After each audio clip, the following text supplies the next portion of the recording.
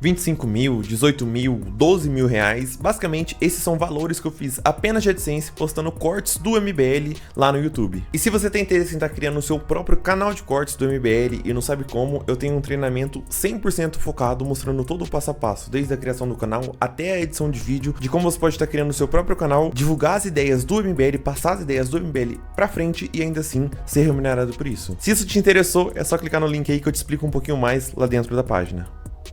O senhor falou que sabe como resolver o problema fazer o enfrentamento ao crime organizado. Como? De maneira muito clara. Nós temos no Brasil um país que ficou muito traumatizado pelo período do regime militar.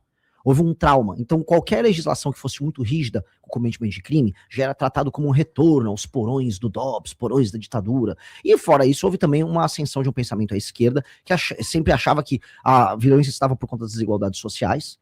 E a violência, portanto, tinha que ser encarada como uma forma quase de redenção poética da pessoa mais pobre, não sei o quê. Isso é tudo balela, tá?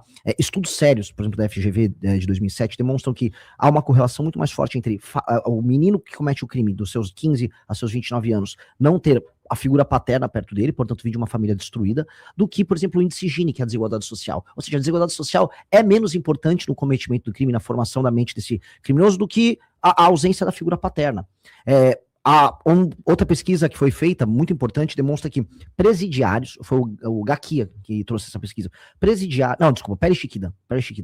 Presidiários, eles têm medo, e essa pesquisa foi feita com presidiários, de penas muito altas como prisão perpétua ou até pena de morte, e isso faria eles serem dissuadidos de cometer crimes. Então, o que a gente já sabe é que toda a literatura internacional nos mostra penas mais altas, certeza de punição, e aí você abordar esse jovem dos 15 aos 29 anos, porque a maior parte dos crimes violentos são cometidos nessa época, inclusive com tratamento psicológico nas escolas, acompanhamento, e é por isso que as escolas militares são um sucesso, porque você tem a figura masculina próxima, você começa a diminuir o cometimento de crime. Só que aí tem um outro elemento. A gente ficou errando em políticas públicas de segurança no Brasil há décadas. E aí isso criou monstros. PCC é um monstro, Comando Vermelho é um monstro, e outras facções menores são monstros. No Rio ainda tem as milícias que são monstros. Aí a gente vai ter que dar um tratamento específico para eles. É como se o Brasil fosse um doente, né? A gente tá com câncer, e aí agora a gente vai ter que fazer uma cirurgia específica em alguns pontos. O câncer é a violência como um todo, né? Você está com as células cancerígenas espalhadas. Só que os tumores, é o Comando Vermelho, PCC. Então, eu vou ter que ter uma legislação específica para isso.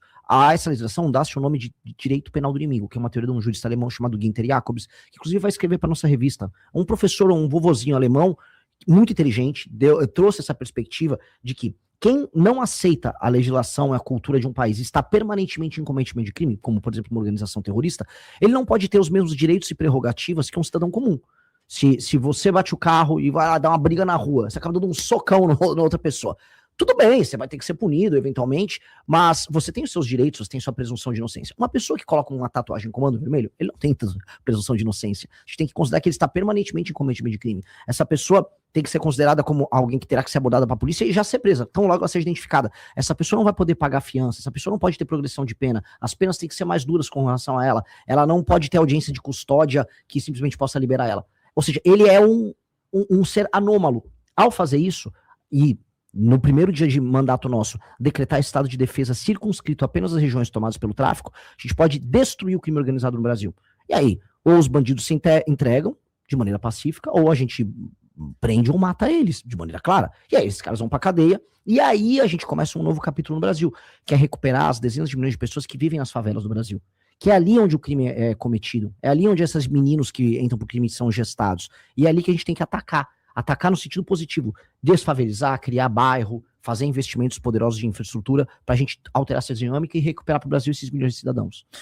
Confirmando, essa entrevista está sendo retransmitida em áudio e vídeo. Gostou do vídeo? Ajude a divulgar o Partido Missão. Se inscreva no canal, deixa seu like e não esqueça de compartilhar esse vídeo.